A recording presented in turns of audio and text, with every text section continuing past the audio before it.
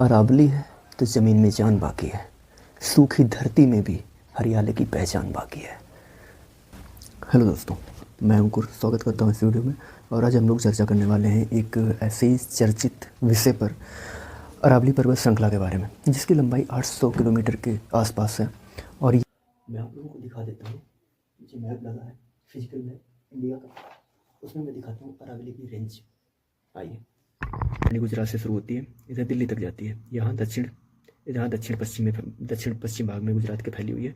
तो माउंट आबू सिरोही राजस्थान में इसकी सबसे ऊंची चोटी गुर शिखर, जिसकी ऊंचाई तकरीबन 1722 मीटर है। और ये पर्वत श्रृंखला दुनिया की सबसे पुरानी पर्वत श्रृंखलाओं में से एक है।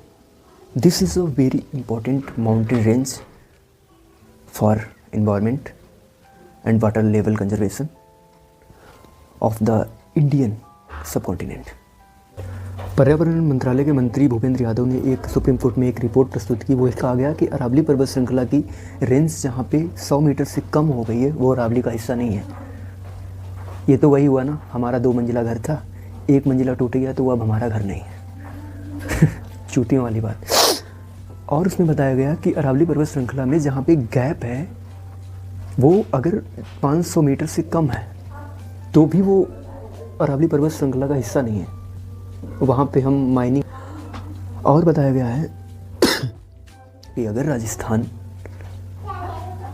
में अगर ऐसा होता है कि 500 मीटर का हिस्सा अरावली का हिस्सा नहीं है, तो 90% प्लस राजस्थान में अरावली श्रृंखला ख़त्म हो जाएगी। और ये इतनी इम्पोर्टेंट है, अगर ये ख़त्म हो गई तो राजस्थान, दिल्ली, हरियाणा भूचाल आ जाएगी। भूचाल ऐसे आएगी कि वहाँ पे थार मरुस्थल, राजस्थान में जो है थार मरुस्थल, वहाँ से मिट्टी उड़ के सीधे राजस्थान और दिल्ली तक आ जाएगी। क्योंकि जब हमारे लिए जो रिसोर्सेज प्रकृति ने बनाए हैं, जिनकी वजह से मानव जाति सांस ले रही है, अगर वही नहीं बचेगी तो हम क्या करेंगे। इसलिए हमें अरावली को बचाने के लिए जितना हो सके उतना सरकार के खिलाफ लड़ना है। और वहाँ की सरकारें, बस उन पे डिपेंड करता है कि वो लोग क्या सोचते हैं, क्या डिसाइड करते हैं। हालांकि कई कानून भी बनाए गए हमारे इन्वायरमेंट को प्रोटेक्शन प्रदान करने के लिए। So many rules have been made for protection of Aravalli, like 1986 environment protection act, जिसके तहत हम अपने पर्यावरण का संरक्षण कर सकें, उसको सुधार सकें, अरावली जैसे महत्वपूर्ण इकोलॉजिस्टिक एरियाज़ को प्रोटेक्ट कर सकें। और ऐसा ही वन संरक्षण अधिनियम 1980, जिसमें बताया गया है कि हम अपने वनों को कटने से बचा सकते हैं, उसको अनियंत्रित उपयोग होने से बचा सकते हैं, और अरावली को प्रोटेक्शन प्रदान करता है। और ऐसी ये परियोजना है अरावली ग्रीन वॉल परियोजना 2025, जिसमें बताया गया है कि अरावली की बफर जोन में प्लांटेशन करके ग्रीन कवर को बढ़ावा दें एंड लाखों हेक्टेयर भूमि को बंजर होने से बचाया जा सके। अरावली पर्वत श्रृंखला मात्र एक पहाड़ी नहीं है, ये उत्तर भारत की आखिरी प्राकृतिक ढाल है, जो दिल्ली तक रेगिस्तान को आने से रोकती है, वहाँ जहरीली गैसों को, जहरीली हवाओं को चलने से रोकती है, वहाँ तक के वाटर लेवल को सोखने से रोकती है। यही इसी मामले में भूपेंद्र यादव ने सुप्रीम कोर्ट से जवाब मांगा और कहा 100 मीटर का क्या मतलब है, और कहा कि खनन करने की अनुमति है तो कहाँ और कहाँ नहीं। तो बताया जा रहा है भाई, खतरा कहाँ पर है। खतरा सुप्रीम कोर्ट के फैसले में नहीं, अरावली के प्रयोग करने में। अगर रिकॉर्ड बदले गए और पर्यावरण के आकलन को नज़रअंदाज किया गया और अरावली को विकास के लिए छोड़ दिया गया, तो भाई दिल्ली एनसीआर में भूचाल आ जाएगा। वाटर लेवल और ज़्यादा नीचे और आसमान से आग बरसेगी।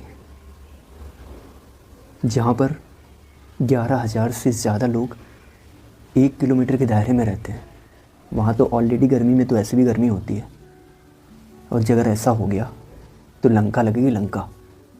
इसलिए मानव जाति को इस फैसले के अगेंस्ट खड़े होकर इसका विरोध करना ही पड़ेगा, और कोई चारा नहीं है कि सरकार निष्पक्ष होकर जनता के हित के लिए सोचे, ना कि अपने फ़ायदे के लिए। सरकार को जनता एक लीडर के तौर पे इसलिए चुनती है ताकि वो मुसीबत में, परेशानी में उसके लिए ढाल बन के खड़ी रहे, ना कि विकास के नाम पे किसी को, नेचर को तहस नहस किया जाए। और नेचर के साथ जब जब खेला गया है तो बहुत बड़ी आपदा आई है, और उस आपदा में लोगों ने अपनी जान गंवाई है।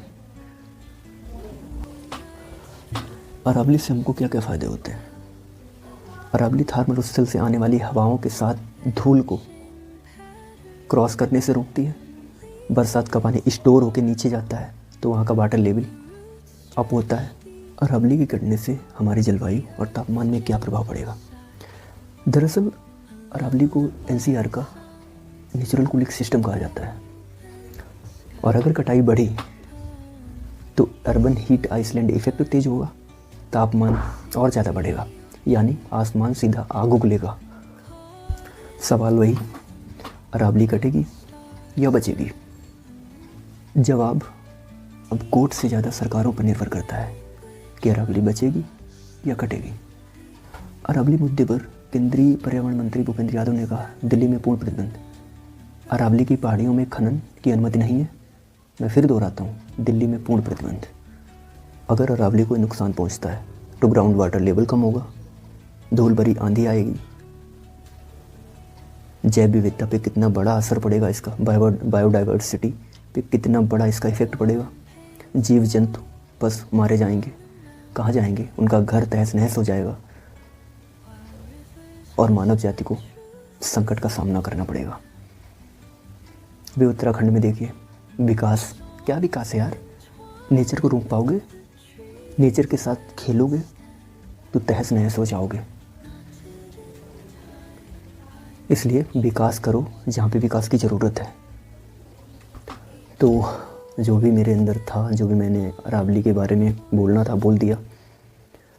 अब बस एक ही बात बोलनी है जाने से पहले कि अरावली बचेगी तो भविष्य बचेगा।